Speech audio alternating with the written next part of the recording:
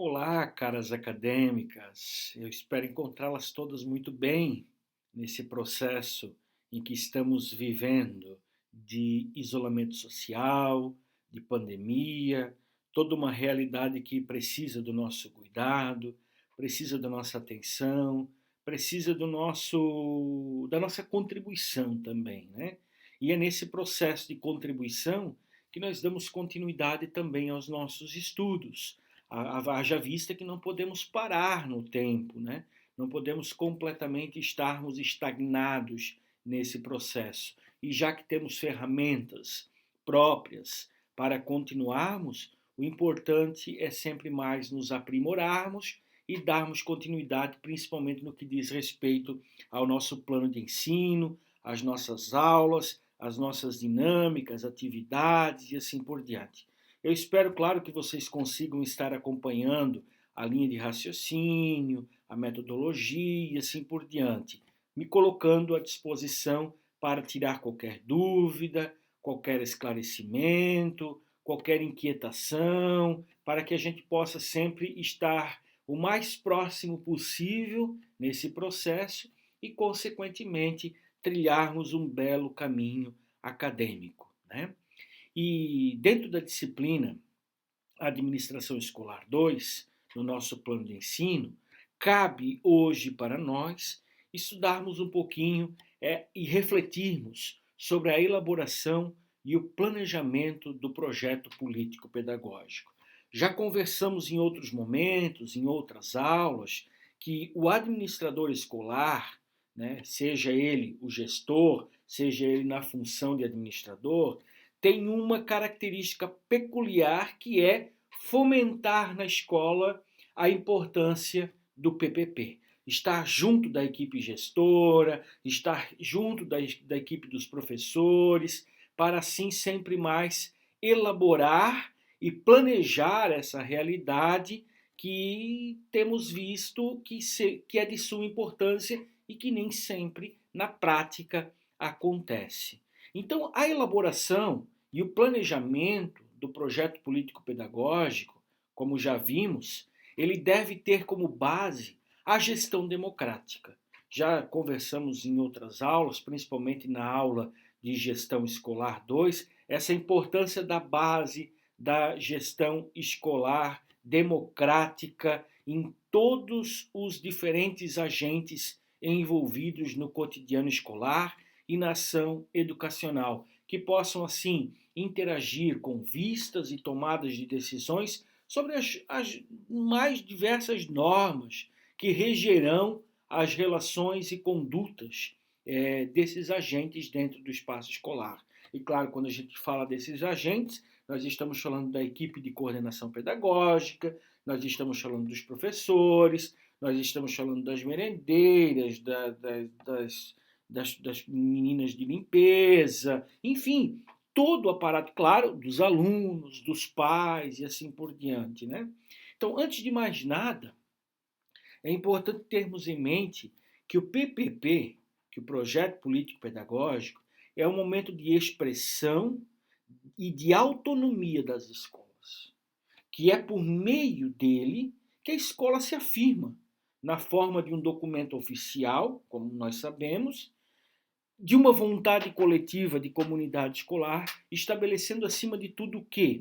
Objetivos de educação naquela escola e como esta também, dentro de uma comunidade, vai se organizar para atingir esse fim.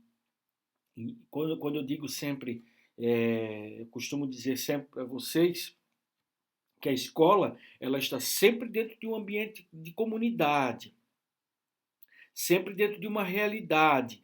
E dentro dessa realidade nós temos que ter perspectivas também para dar prosseguimento àquilo que é também vontade da comunidade escolar, né? As duas caminham juntas. É essa esfera, digamos assim, social, inclusive, do projeto político-pedagógico, como nós vamos ver mais adiante. Dando continuidade, então, nesse aparato introdutório, nós vamos perceber claramente que, que o real do projeto político-pedagógico, claro, aqui nós começamos a falar sobre a elaboração do PPP e as relações escolares, o real do PPP, ele é dinâmico. Ele não pode ser estático e, portanto, não pode ser enclausurado em um documento que não dê conta das contradições entre agentes no interior e exterior do espaço escolar. Já falamos sobre isso, né? Quando nós falamos de PPP, nós temos que ter claro esses dois focos, né? O foco da comunidade, dos agentes no interior e no exterior do espaço escolar.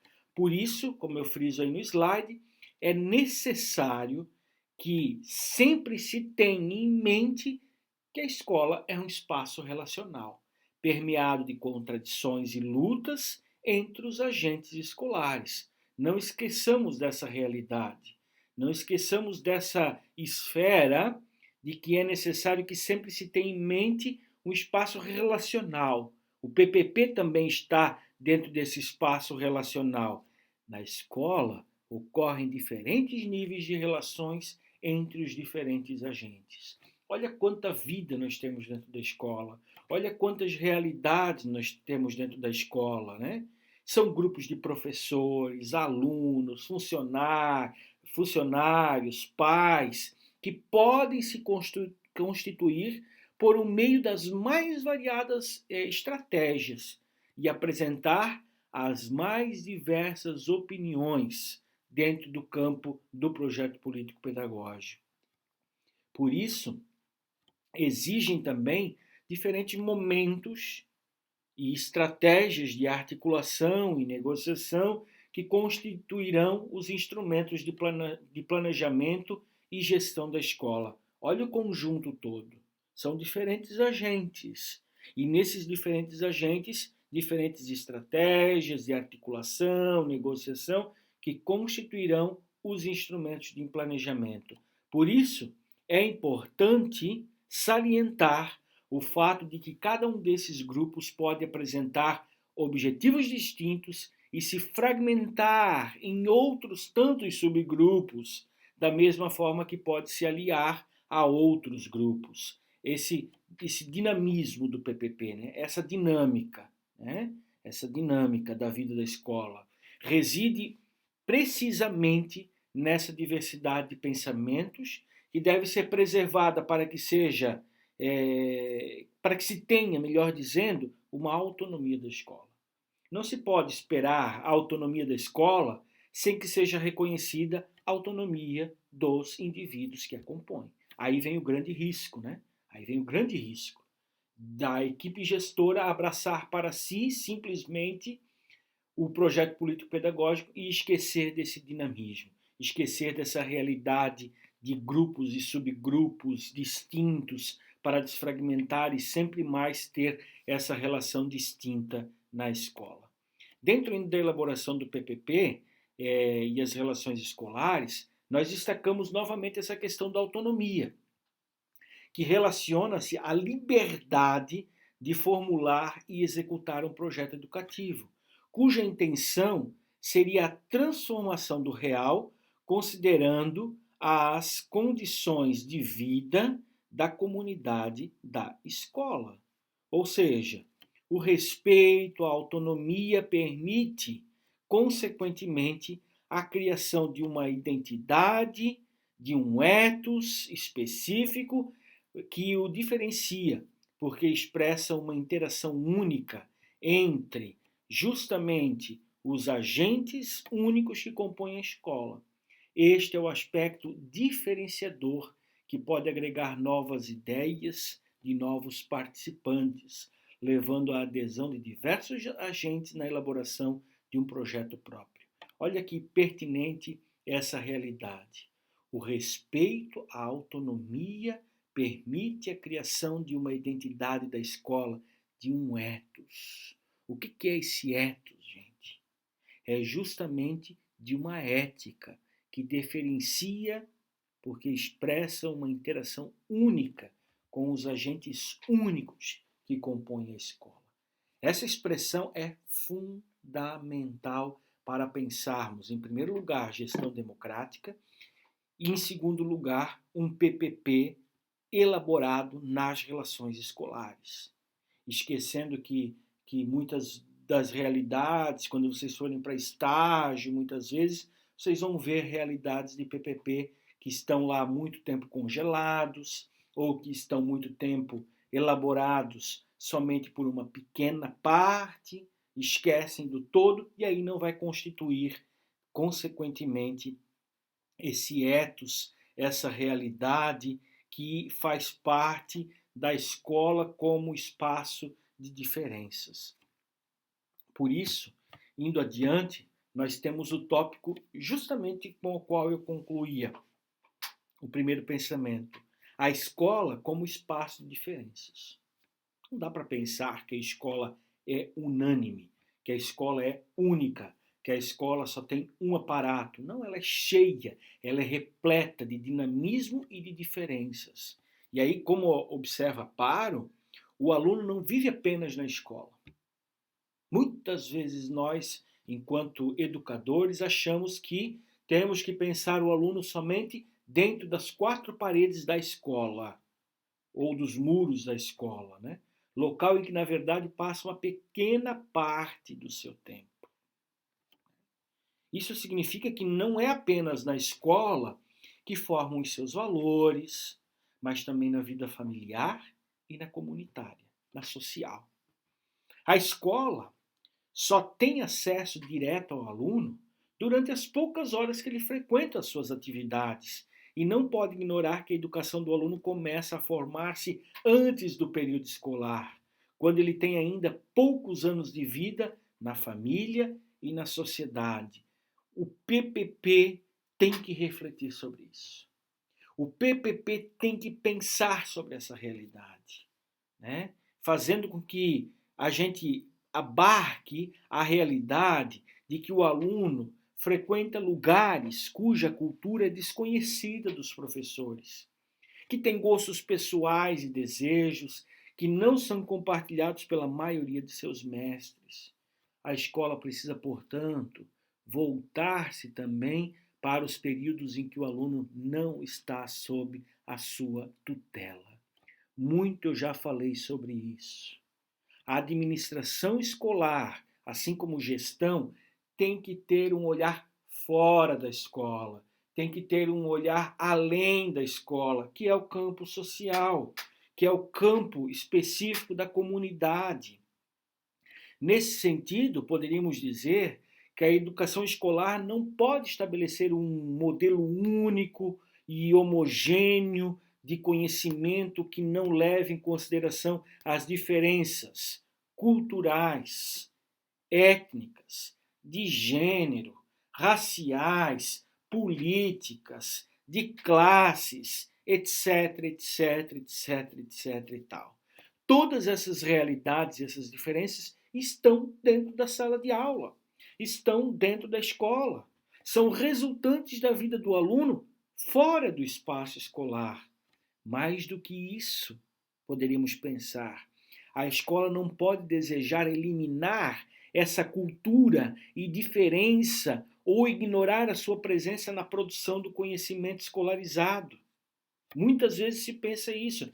Nós vamos refletir mais à frente, principalmente quando pensamos o PPP algo engessado, nós vamos perceber essa realidade de querer fazer com que o aluno seja único, a escola seja única, desejando muitas vezes eliminar essa cultura, essa diferença e assim por diante. E aí nós temos a concepção de gestão democrática, que parte da compreensão da democracia como uma forma de governo baseada no respeito às diferenças e deve, portanto, eliminar qualquer processo de homogeneização e uniformação, ou melhor, uniformização cultural, ou seja, o congelamento disso tudo, né? O congelamento dessa realidade.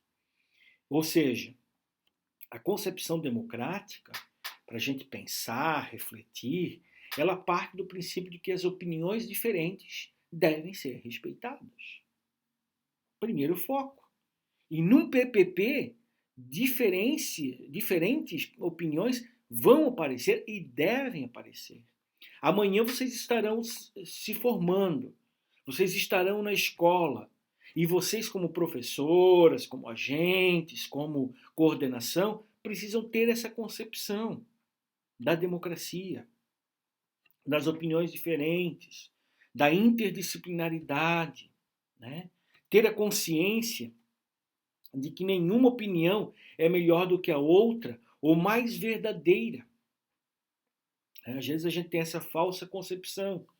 Por isso, por isso todos, num projeto político-pedagógico, devem ter o direito de serem expressas no espaço público. O espaço público aqui na escola.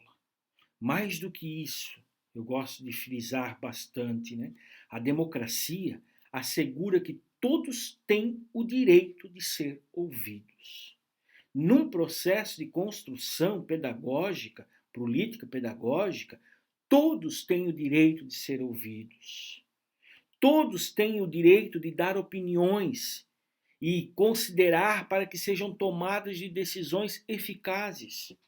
Por isso a democracia não pode ser somente constituída a partir de uma ditadura, da vontade da maioria, de uma equipe gestora, mas como espaço de respeito das diferenças e principalmente das minorias. Nessa concepção, o espaço público é um espaço de negociação. E quando nós falamos em espaço público, em espaço de negociação, nós estamos pensando em professores, nós estamos pensando em todo o corpo administrativo e funcional da escola, nós estamos pensando nos alunos, nós estamos pensando nos pais e assim por diante, na comunidade em si, que muitas vezes a gente não quer fazer com que eles façam parte dessa realidade. Podemos agora compreender o novo papel que será exercido pelo administrador da escola. Ele agora passa a ser o mediador das disputas e tensões e negociar em meio aos interesses dos diferentes agentes que se confrontam. Esse é o objetivo do administrador. Né? O administrador aqui, como nós poderíamos também frisar como diretor, enfim, né? Para ter esses dois leques de expressão. Né? Mas o papel primordial de quem está administrando a escola é ser esse mediador. Mas o que nós vemos na prática? Na prática, o que nós vemos é o administrador, o gestor, ser aquele que pensa com a sua equipe e entrega algo pronto. Não vai construir um ethos. Vai se danificar muitas vezes o processo pedagógico da escola. Né? Ele tem que ser mediador das disputas, tensões, negociar os interesses dos diferentes agentes e assim por diante. Toda essa realidade presente. Portanto, o PPP expressa um projeto coletivo, no qual as diferenças entre os diversos agentes são responsáveis e são respeitadas, e se baseia no princípio da autonomia como um norteador ético e político. Por isso, a autonomia da escola não pode ser separada da autonomia didática do professor, e tem como um dos seus objetivos a construção da autonomia intelectual do aluno. Nós falávamos numa outra aula online, né, da importância da qualidade de ensino. O projeto político-pedagógico tem essa finalidade, tem essa menção. Então, esse projeto coletivo, é bom pensarmos assim, deve expressar os desejos e também os comprometimentos dos diversos agentes e deve ser considerado como um processo constante de construção, de conhecimento, de autoconhecimento, de avaliação, como nós vamos ver mais adiante. A possibilidade, então, de pensarmos a construção do projeto que exige de cada agente, muitas vezes, a humildade de reconhecer que sua opinião pode não ser a melhor ou a aceita por todos. Nós, como professores, amanhã, não é que a tua opinião tem que ser aceita. Não é que você tem que corroborar com tudo, mas pensar no coletivo, pensar no todo, pensar na comunidade e assim por diante. Né?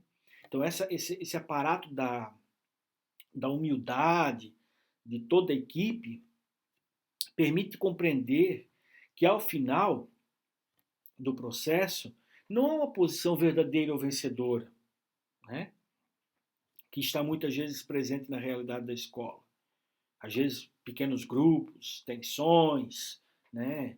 Equipes e assim por diante querem uma posição verdadeira, vencedora. Imagina, PPP tem que ter a consequência de uma interação, resultado da negociação de opiniões que podem vir a constituir a vontade coletiva que se expressa no projeto da escola. Gosto muito da expressão matemática, de se chegar de fato a um mínimo múltiplo comum ou a um denominador comum, né?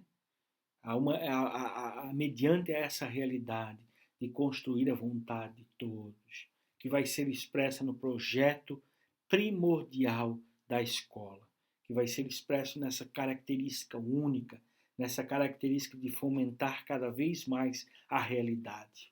Porém, nós não podemos esquecer, e que está muito pertinente, que nós temos aí agora como um outro subtítulo, a escola é um espaço de conflitos e tensões. Seria tudo muito bonito, muito belo, muito organizadinho, se pensássemos que a escola todo mundo aceita as opiniões, que na escola todo mundo corrobora, cria um ethos e assim por diante. Não. PPP é espaço para pensarmos conflitos e tensões, né? Cada escola é um espaço próprio. Aliás, tem professores que trabalham em duas escolas, 20 horas numa, 20 horas noutra. Quando vão projetar o PPP, começam dizendo, mas na outra escola não é assim. Cada escola é um espaço próprio, uma comunidade diferente, alunos diferentes, com uma história individual de relações entre diferentes agentes. Para, então, que o PPP possa ter alguma chance de ser objeto de ação dos diferentes agentes, deve ser capaz de representar ao menos uma parte as intenções e as expectativas destes. Em outras palavras, gente, em geral, a expectativa não coincidem e frequentemente, mesmo no interior das diferentes categorias, isso é, entre os docentes, entre os pais, entre os alunos, há uma única opinião, um consenso.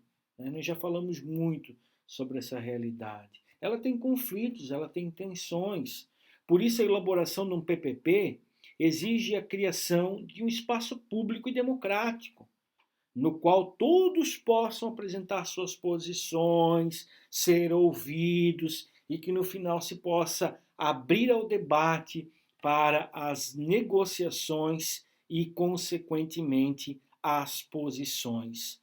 Portanto, poderíamos dizer, é necessário sempre se afirmar que esse é um processo que pode levar a muitas tensões e conflitos. Por isso, em muitas escolas, uma equipe pode pensar sozinha para evitar as tensões e os conflitos. Na escola, nós queremos evitar tensões e conflitos.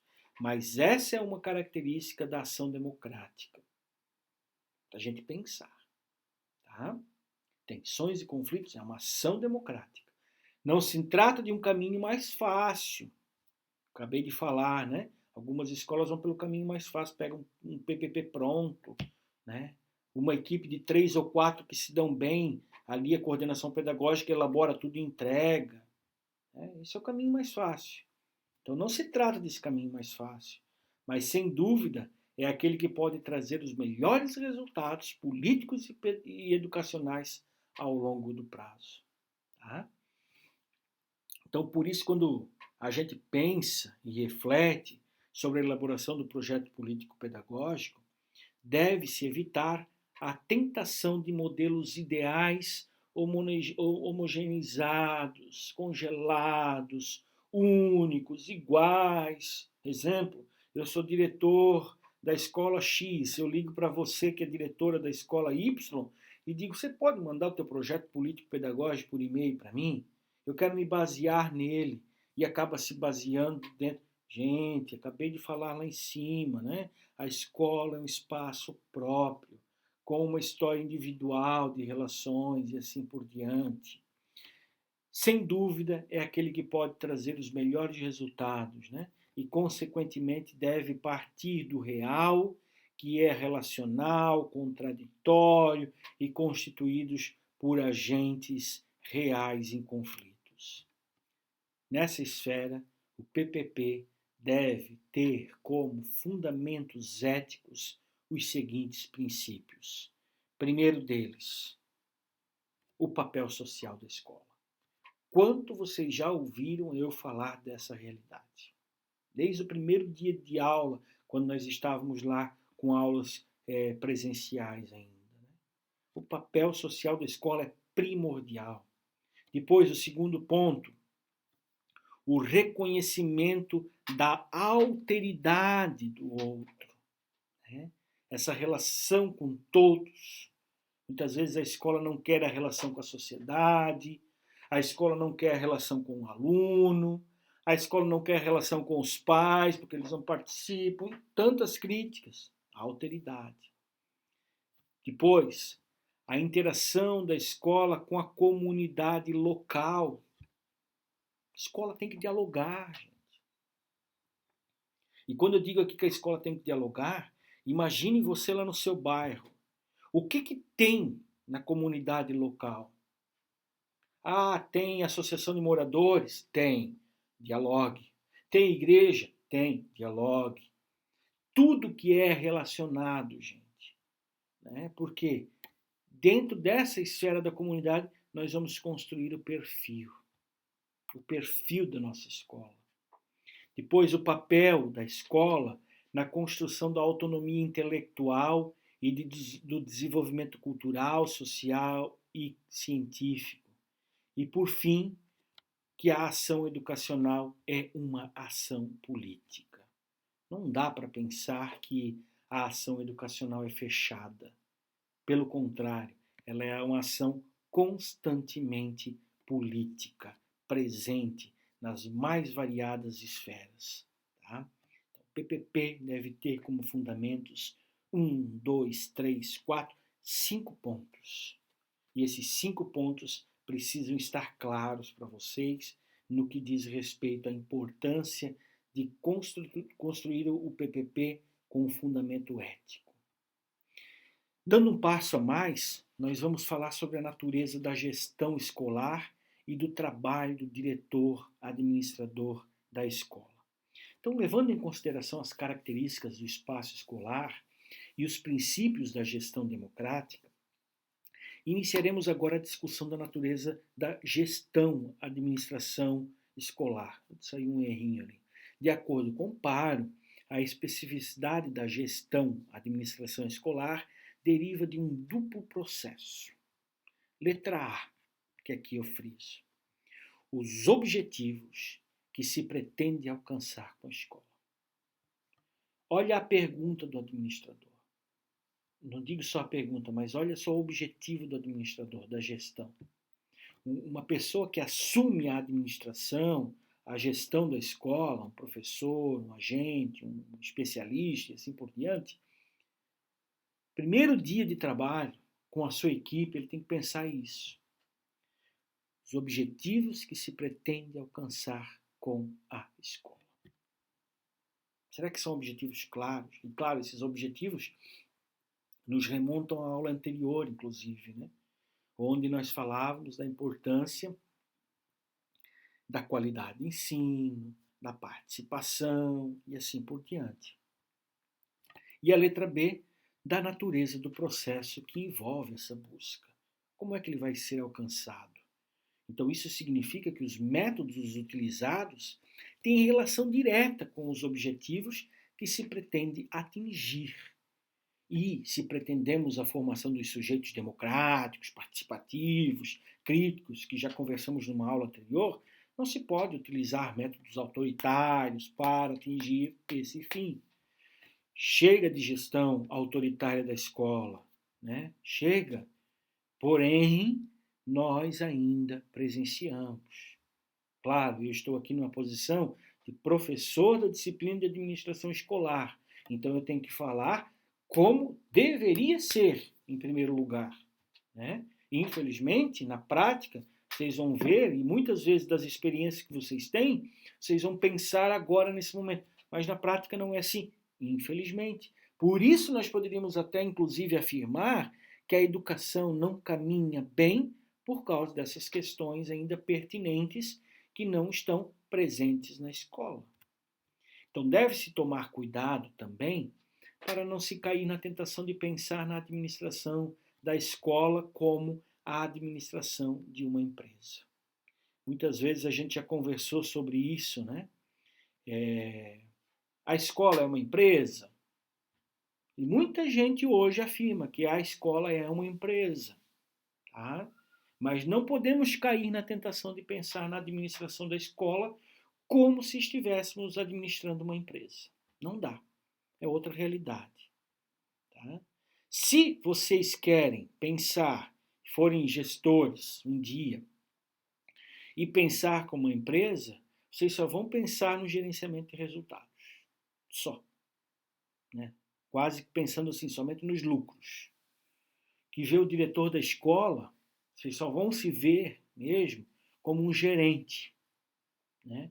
Em cujo papel de liderança repousaria a possibilidade de potencializar os escassos recursos públicos por meio de parcerias com a comunidade do entorno escolar.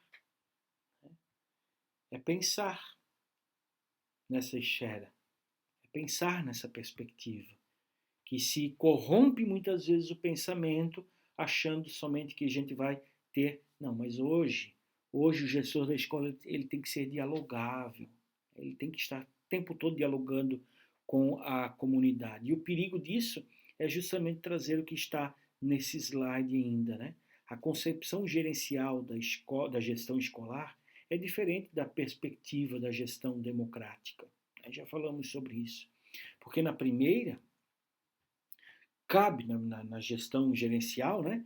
Cabe ao diretor traçar os rumos, estabelecer as metas e as estratégias de trabalho e entregar. Pronto, ponto final. Nesse caso, a participação da comunidade é apenas instrumento para a arrecadação de recursos da escola. Pronto. Né? Nós queremos uma APP, mas essa APP é só para trazer recursos para a gente fazer tal projeto que foi pensado. Não dá. Já na segunda, na gestão democrática, o objetivo é a participação coletiva dos diferentes agentes escolares, tais como os professores, pais, alunos, funcionários, na elaboração do projeto do futuro da escola. É pensar o futuro, propriamente. Né? E uma das principais características da atual concepção gerencial da educação, adotadas por muitos governos, né, vale aqui ressaltar que muitos governos hoje já abarcaram essa esfera da estratégia de trabalho democrática, da gestão democrática, é a valorização da competitividade entre as escolas. Se nós estamos dentro dessa visão técnica, muitas vezes nós estamos somente dentro dessa visão de competitividade. A minha escola é melhor do que a outra, a minha escola é melhor do que aquela daquele X bairro e assim por diante. Né? E, inclusive, gente, vamos ser realistas aqui. Para estimular essa competitividade, é incentivado, inclusive, o ranqueamento das escolas. São oferecidos prêmios por desempenhos individuais e coletivos, vocês sabem disso. Tem prêmios municipais, estaduais, federais e assim por diante. E aí e acaba corroborando para não gestão democrática, mas para dizer, não, essa escola aqui é a melhor no IDEB, é a melhor não sei o quê, é a melhor. Será que isso realmente é uma verdade? Né? Trata de uma concepção de gestão que visa atingir os resultados estabelecidos pela equipe governamental, sem considerar as especificidades, as condições históricas, sociais, culturais de cada escola, do interesse da comunidade onde se está localizada. Nesse sentido, a concepção da educação é congelada, é fechada, é homogênea e apesar de apresentar-se como moderna, como a melhor, como a mais eficaz, não se distingue da concepção da educação conservadora, tradicional, que nós estamos correndo há tanto tempo, mas que ainda está presente. Enfim, gente, é algo que faz a gente pensar muito. Né? Alguns de vocês trabalham em realidade, alguns de vocês trabalham em realidade de colégio privado, e no colégio privado isso é mais evidente ainda. Né? A minha escola tem que ser melhor no Enem, a minha escola tem que ser melhor na Olimpíada, lá não sei o quê, porque isso é marketing. Né? Isso aí é gestão gerencial, é concepção gerencial. Isso é marketing para a escola. Imagine na minha escola privada eu colocar lá, vem estudar aqui porque aqui a nossa escola é primeiro lugar no Enem. E nessa vertente de mundo capitalista que nós estamos vivendo, de competição, de estratégia, de gerência, de resultados e tudo mais, a escola acaba adentrando também essa realidade. E não esqueçam, essa mesma realidade, dizer que é melhor, que é mais eficaz, que é melhor ranqueada, que são os melhores alunos, que são os melhores professores, estão também na escola pública. Tá? E isso afasta muitas vezes a participação das comunidades e assim por diante. É algo para se pensar, é algo para refletir. E aí gera então a tendência conservadora da gestão, administração escolar. Um ponto importante aqui, gente. Uma das maiores dificuldades no planejamento e na implementação de um PPP democrático está na dificuldade em se lidar com as transformações, principalmente aquelas que envolvem as mudanças, perda de poder, das antigas figuras que são respeitadas e assim por diante. Né? Eu poderia dizer mais. Uma das maiores dificuldades hoje no planejamento e que está presente na escola é essa roupagem ainda da tendência conservadora da gestão escolar. Ainda está presente. Por mais que nós estamos no século XXI, queremos uma educação para o século XXI, parece que na gestão, na administração, se coloca em mente ainda muito forte essa questão que nós conversávamos anteriormente do processo gerencial, de trazer qualidade, que vai dar mais nome para a minha escola, que vai dar mais ênfase para a minha escola, que vai estar mais presente, vai dar mais visibilidade e assim por diante. Está presente ainda. Tem essa realidade. Tá? E nessa realidade, nesse processo, nós temos tensões e confrontos que são inevitáveis e são frequentes os seguintes comportamentos. Primeiro, se vocês veem essas realidades, vocês vão ver tendências conservadoras. Primeiro deles, a negação de toda inovação. A afirmação da experiência e do conhecimento da história da instituição revelaria a existência de um conhecimento de caráter privilegiado que apenas os mais antigos possuem. Né? Tudo que se propõe, tudo que se conversa sobre aspecto de inovação na escola, muitas vezes nós temos realidades de professores mais antigos, de pessoas que são até jovens, mas com pensamento antigo. Não, a inovação não vai dar certo. E aí corrobora por segundo ponto, a negação de toda possibilidade de mudança. A afirmação, muitas vezes, de dizer assim, de não ser a primeira vez que se tentam fazer mudanças e que não dá certo. Olha o pessimismo. Isso é visão conservadora, gente. É visão fechada. Né? Às vezes vem uma equipe de professores lá com projetos e tudo mais, ideias, e chega na administração, leva para o projeto político-pedagógico. Isso aí a gente já tentou, não deu certo, não vai dar certo, e assim por diante. Vertente de pensamento conservadora. Outro, boicote e desprezo às inovações. Recusa-se em participar das atividades inovadoras, acompanhadas de comentários que ironizam as iniciativas inovadoras. Quando nós trabalhamos na gestão democrática, ou melhor, na disciplina de gestão escolar e coordenação pedagógica, nós vimos lá os diferentes tipos de gestão, né? E nos diferentes tipos de gestão nós tínhamos grupos assim, né? Naquele estudo de caso que nós fizemos no decorrer do semestre. Comentários que ironizam as iniciativas inovadoras, né? Isso é um atraso e é uma tendência conservadora que estão presentes na escola. Depois, a demonstração de desencanto. Afirma-se que é mais um modismo do governo, de plantão no momento, que logo será abandonado e que não vai dar em nada. Tudo que vem de proposta, tudo que vem de ideia, é modismo. É coisa do governo atual. Isso é demonstração de desencanto.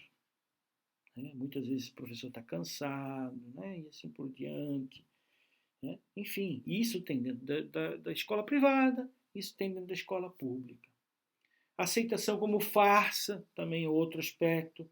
Adotam-se as mudanças apenas com a obrigação burocrática.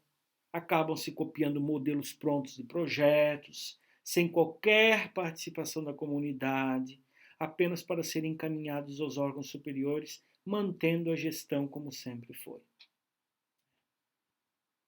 Olha só essa questão aqui, para a gente pensar um pouquinho, né?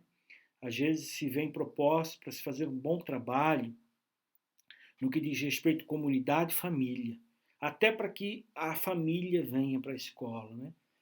Aí se faz alguns projetos ali dentro, fechados, dentro das quatro paredes da escola, quatro muros da escola e assim por diante. E daqui a pouco se diz assim, dia da família na escola. E aí os gestores chamam as famílias e tal. O que acontece? Meia dúzia de gato pingado. Mas a escola tem 500 alunos. Onde é que estão as 500 famílias? Não se tem participação da comunidade. Se não se tem engajamento, não adianta fazer um dia da família na escola, que a família não vem. A família não participa. Estou falando aqui especificamente da escola pública. Né? Não se tem mais a participação. E isso é algo que enfraquece muito todo o processo educacional, todo o processo de gestão, porque demonstra uma gestão conservadora. Então, em todos esses casos que nós vimos, nota-se que há uma tensão entre os diferentes membros da comunidade escolar, seja por parte dos professores, seja por parte dos alunos, da própria equipe de gestão, seja da parte dos pais e assim por diante. Pode-se perceber que um grupo pretende se assegurar de que não haverá mudança na situação de poder que exercem, de conforto, na qual se situam e assim por diante. Né? Pensar nos debates, reuniões, são trabalhosos e desgastantes. O que ocorre é que essas reuniões e o trabalho de gestão, que agora é de responsabilidade do coletivo da escola, não é reconhecido como parte das tarefas do trabalho pedagógico. Estamos, então, diante de uma posição do professor tradicional, que acredita que seu papel é entrar na sala de aula, dar a sua aula de uma única vontade, estabelecer o que será o conteúdo de sua disciplina, sem dar satisfação a ninguém. Ao terminar a aula, sua única tarefa é corrigir os trabalhos, tarefas da sua turma, ir para casa, pronto. Toda tarefa de gestão é concebida como um trabalho burocrático e tarefa apenas do diretor da escola. Essa é a vertente da realidade educacional. Tá? Enfim, decepção e passividade, os membros da comunidade não participam, outros pontos aqui, né?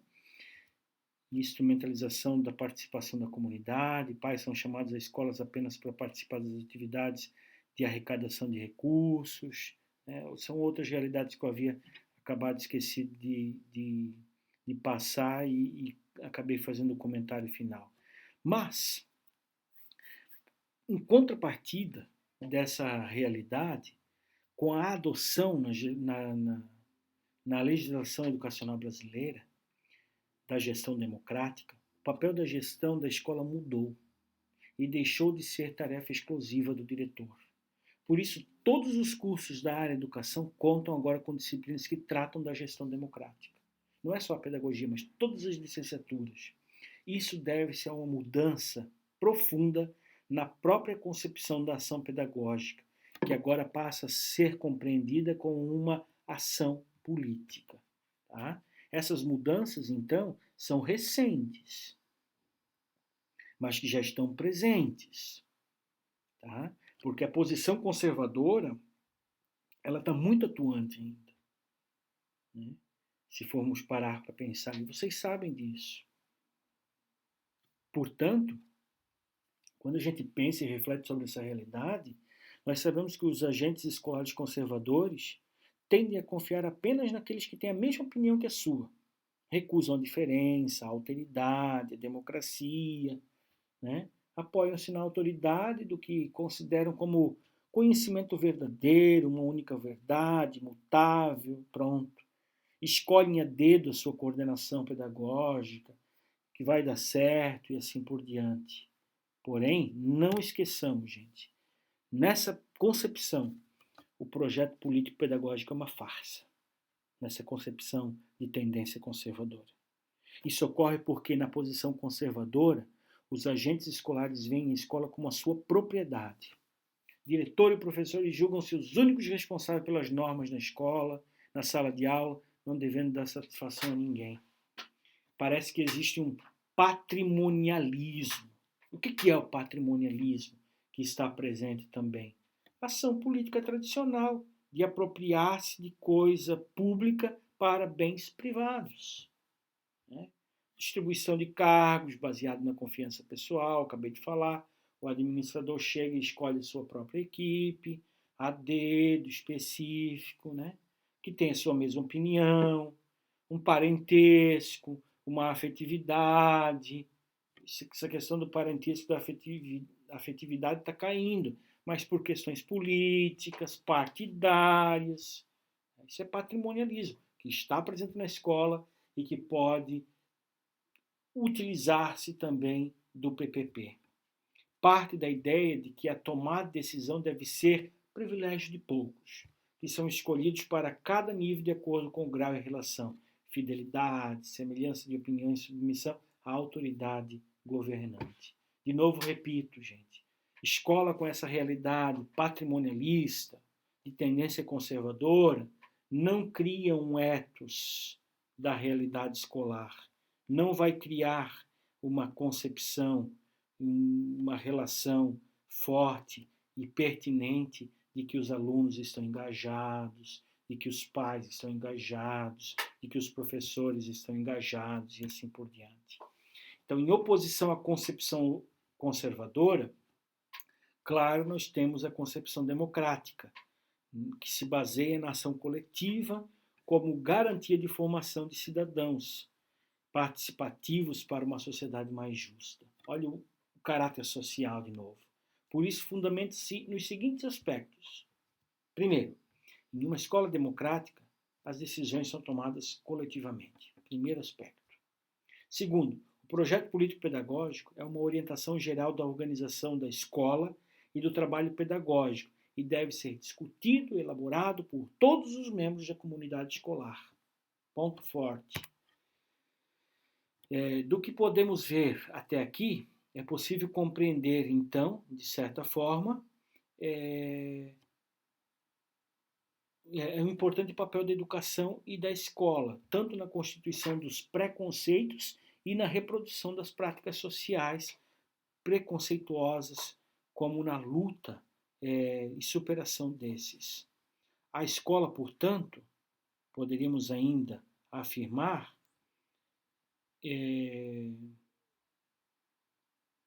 a escola, portanto, representa um espaço privilegiado para a alteração dos processos de discriminação e preconceitos, pois obriga em seu interior todas as distintas formas de diversidade, que sejam de origem social, de gênero, sexual e assim por diante. Tá? Aqui eu acabei esquecendo, eu pulei aqui um slide, gente, mas eu vou frisar novamente, porque nós temos quatro aspectos. O primeiro é escola democrática, as decisões são tomadas coletivamente. Deixa eu voltar a esse pensamento, depois eu vou para o ponto anterior. Depois, o projeto político-pedagógico é uma orientação geral da organização da escola. O trabalho deve ser discutido e elaborado por todos os membros da comunidade escolar, como está ali. O terceiro ponto é que o PPP não pode ser padronizado, tá? Igual para todas as escolas, já falei muito isso. Mas deve-se levar em conta as considerações de diferentes locais, da origem social, as condições materiais devidas, aspectos culturais, etc, etc. E o quarto ponto, o planejamento escolar deve assegurar a articulação, melhor dizendo, entre as tarefas da escola, as necessidades do contexto social, os processos de participação democrática e assim por diante. Então, nós temos 4 pontos aqui que são basilares. Escola democrática, decisões são tomadas coletivamente. Projeto político-pedagógico elaborado por todos os membros. O PPP não pode ser padronizado e o planejamento escolar deve assegurar uma articulação com a sociedade. 4 aspectos. Aí sim, nós chegamos no outro slide, onde nós vamos trabalhar o projeto político-pedagógico, o planejamento e as diferenças, que estão presentes também, né? Se nós falamos de uma escola fechada, padronizada, agora, dentro dessa perspectiva democrática, nós chegamos ao planejamento pedagógico das diferenças, né? E aí sim, do que podemos ver até aqui, é possível compreender o importante papel da educação na escola, tanto na constituição dos preconceitos e na produção das práticas sociais preconceituosas, como na luta da superação desses. Uma escola que pensa politicamente vai refletir sobre esses aspectos. E a escola vai representar um espaço privilegiado para a alteração dos processos de discriminação, do preconceito, pois obriga no seu interior todas as distintas formas de diversidade. A escola é um local de diversidade. Esse é um ponto importante também na elaboração do projeto político-pedagógico, né? Já falávamos anteriormente, até os professores têm diversidade, gente, têm diferenças. Então, essas diferenças precisam ser fomentadas, precisam ser abarcadas. Este é o ponto importante na elaboração e deve constituir um dos seus principais pilares quando se fala em participação democrática. Isso significa a participação de todos, independente de qualquer outra condição ou avaliação. Participação de todos. PPP que não tem a participação dos pais é furado. PPP que não tem a participação dos alunos é furado. PPP que não tem a participação dos professores é furado. E nessa perspectiva de gestão democrática, é a possibilidade real de construção de uma proposta pedagógica pela escola que tem a cara, o rosto, a fisionomia, a identidade da própria escola. Real. Claro, vocês vão me perguntar, né, onde existe isso? Essa é uma pergunta muito difícil, porque, como eu digo, nas minhas experiências, dentro dos estágios que vocês vão fazer na gestão escolar, uma pergunta que vocês não podem esquecer é essa: como é que é a construção do PPP da escola, para os administradores e gestores das escolas? E aí vocês vão ver muitas realidades, ou vocês vão ver falácias. Ah, aqui nós construímos todos democraticamente. Aí você pergunta assim, a participação dos alunos como é que é? A participação dos pais como é que é? E aí você vai começar a ver as dicotomias. Você vai começar a ver que, então, né, não é bem assim. Então tem furo. Tá? Enfim, vocês vão ver, gente. Depois vocês vão relatar para mim, vão falar, vão frisar. A gestão democrática é a possibilidade real, mas para isso precisa trabalho, tensões, dificuldades, precisa eficiência de fato. A elaboração do projeto político-pedagógico deve, em sua dimensão pedagógica, possibilitar a reflexão e elaboração de planos de ensino que contemplem também essa realidade da diversidade étnica, gênero, cultural, social da comunidade escolar. Vejam, gente, são os temas transversais que a gente chama dentro do campo da educação. Vocês já devem ter estudado dentro dessa realidade. Quais são os temas transversais? São justamente esses temas das diferenças. Eu não preciso dar ética para os meus alunos, mas em todos os conteúdos eu vou trabalhar a ética. Isso é formar sujeito democrático participativo. E a ação pedagógica do professor deve possibilitar a discussão, o confronto e a reflexão sobre as diferentes concepções de conhecimento cultural, levando o aluno a exercitar a crítica na formação de sua própria concepção sobre os mais variados temas estudados. Isso é formar a conscientização, e o PPP deve trazer isso, deve fomentar esses temas transversais, para que eles cheguem depois dentro dos nossos planos de ensino.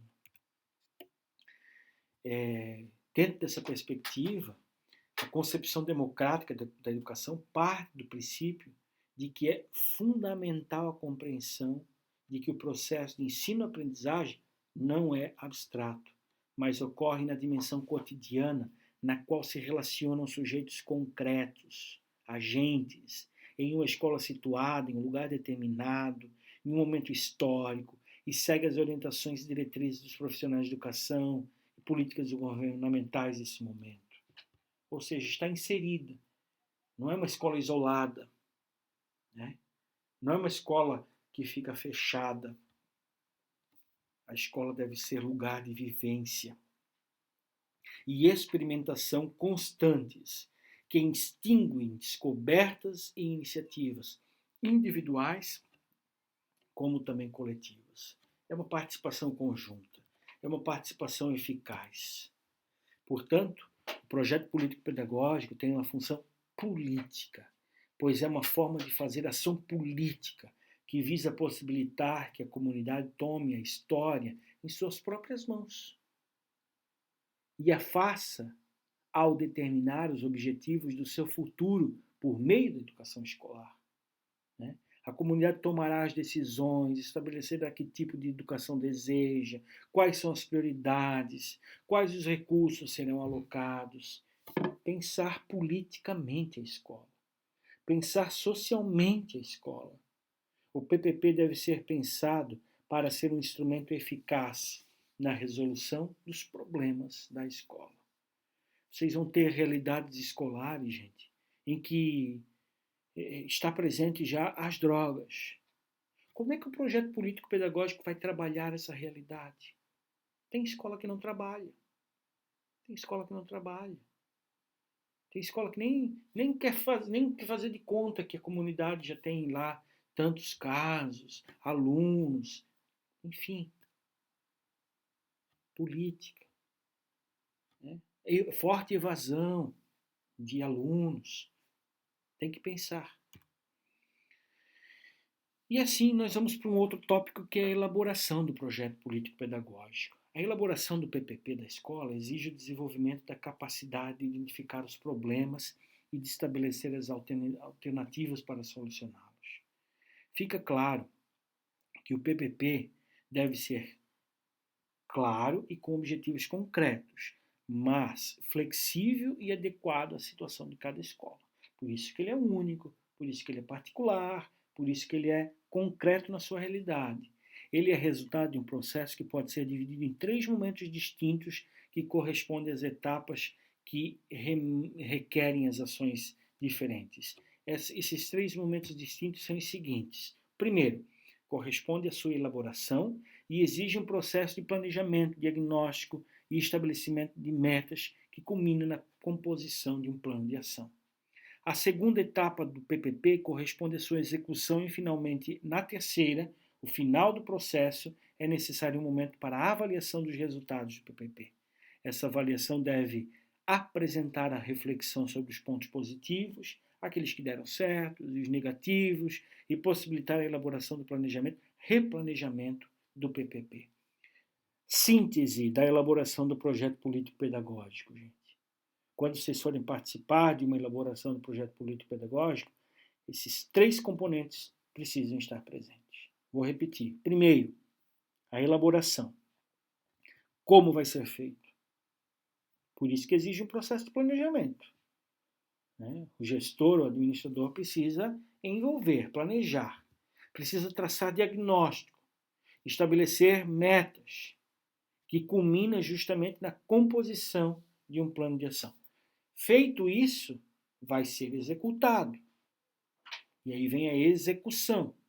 E, finalmente, na terceira, é o momento da avaliação, é o momento de reflexão novamente. E, se for o caso, é o momento de replanejamento do PPP. Tá? Vamos supor assim, o PPP vai ser por 3 anos. No primeiro ano, nós vamos fazer o nosso planejamento. No segundo ano, nós vamos executar. E no terceiro ano, nós vamos avaliar. Independente de cada escola. Tem escola que faz anual, tem escola que faz trienal, quadrenal e assim por diante. Né? O planejamento do PPP, então. O projeto político-pedagógico é um instrumento de ação coletiva e por isso deve ser elaborado coletivamente. Já falamos e frisamos sobre essa realidade. Para que se atinjam os objetivos pretendidos, é necessário um trabalho de planejamento das atividades e das necessidades da escola. De novo, planejamento. Planejamento das atividades e das necessidades da escola. O planejamento é um processo de administrar diferenças ou oposições entre os diversos membros da comunidade escolar, possibilitando assim a democracia com a participação de todos. Né? Olha a eficácia, olha a reflexão do planejamento, participação de todos. E aqui eu coloco um esqueminha, só para a gente entender esse processo das 3 esferas, digamos assim, da realidade que nós estamos trabalhando aqui, que eu divido aqui por 3 fases, né? E essas 3 fases devem aparecer em todo qualquer projeto político-pedagógico. Primeira fase, planejamento. E no planejamento nós temos 3 campos de atuação. Diagnóstico, olha só o que é o diagnóstico. Identificação dos problemas. Quais são os problemas que a escola está enfrentando? Quais são os problemas que a comunidade em torno à escola está enfrentando? Quais os problemas que muitas vezes até macro a cidade está enfrentando? Pensar. Pensar e refletir sobre esse primeiro diagnóstico.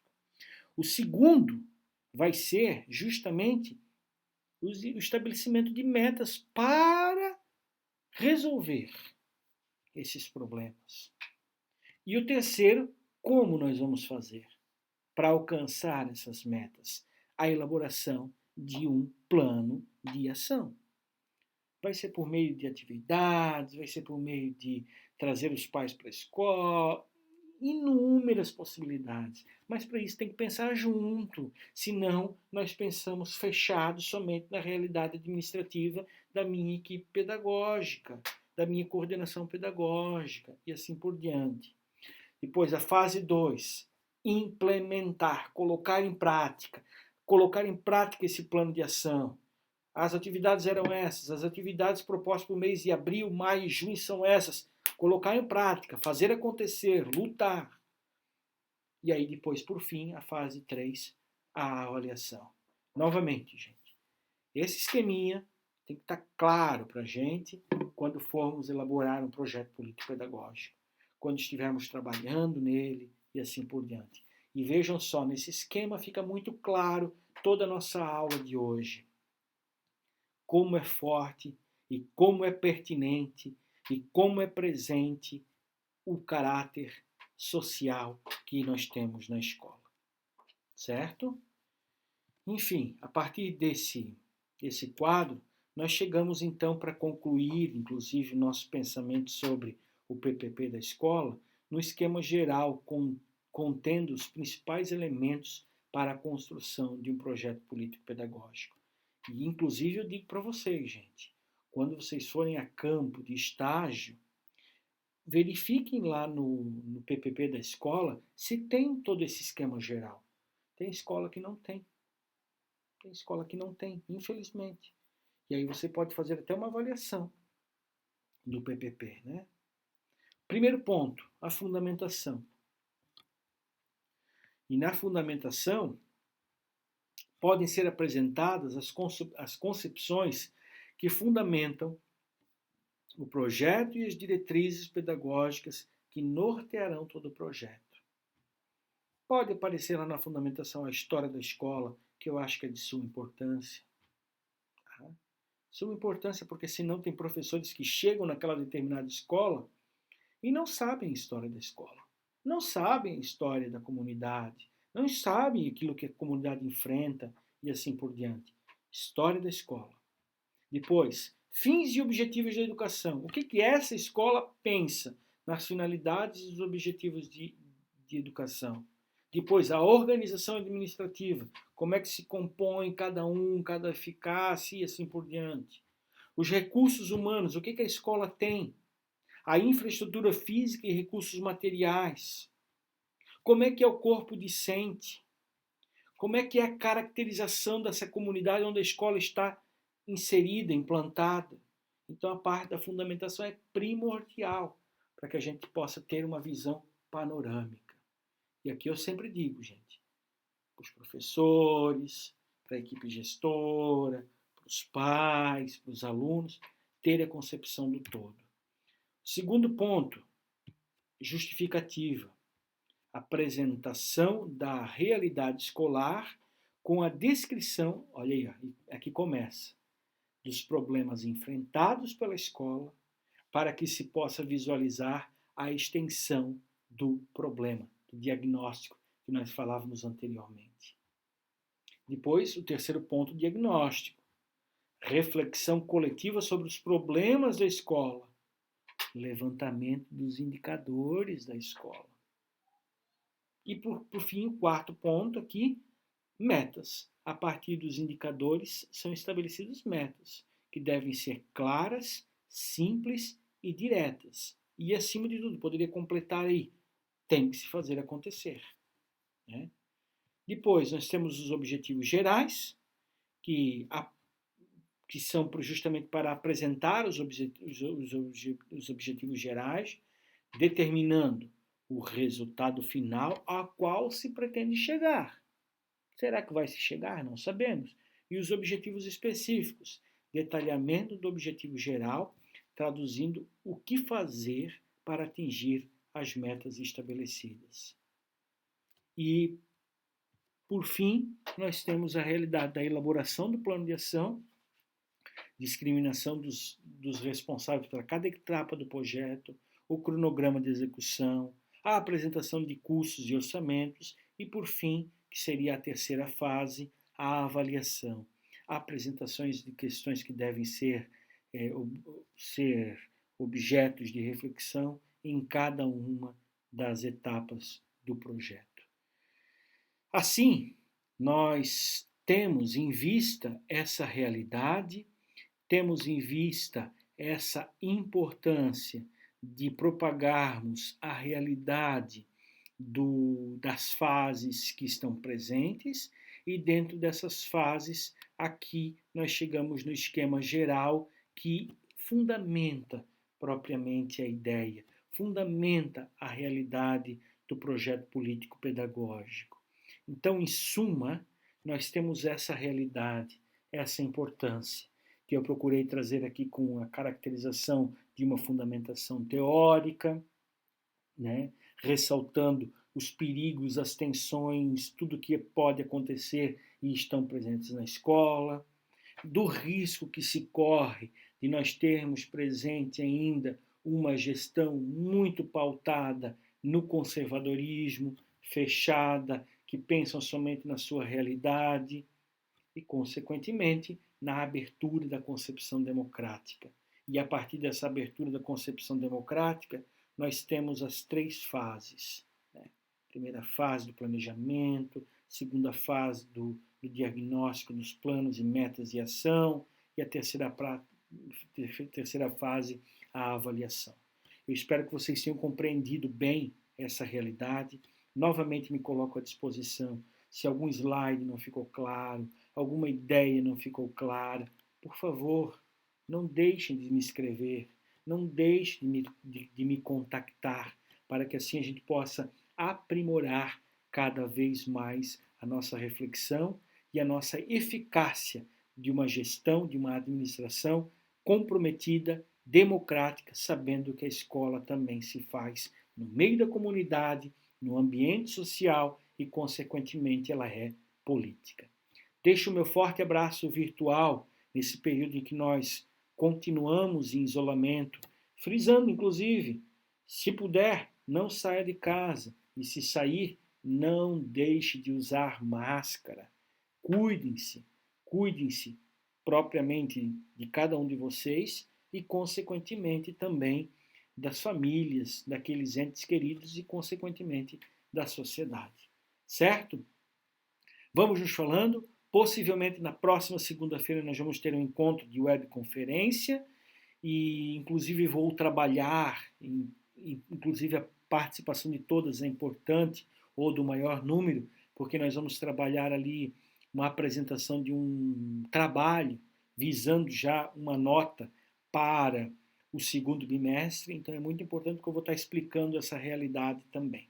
Tá bom? Meu abraço virtual, PPP na cabeça, bem administrado, todas as fases, e essa aula vai ajudar vocês quando vocês forem a campo, no aparato da gestão, para que vocês tenham a compreensão eficaz e perceber se na escola que vocês estarão estagiando, se realmente acontece o planejamento de um PPP voltado para uma gestão democrática, participativa, política da escola.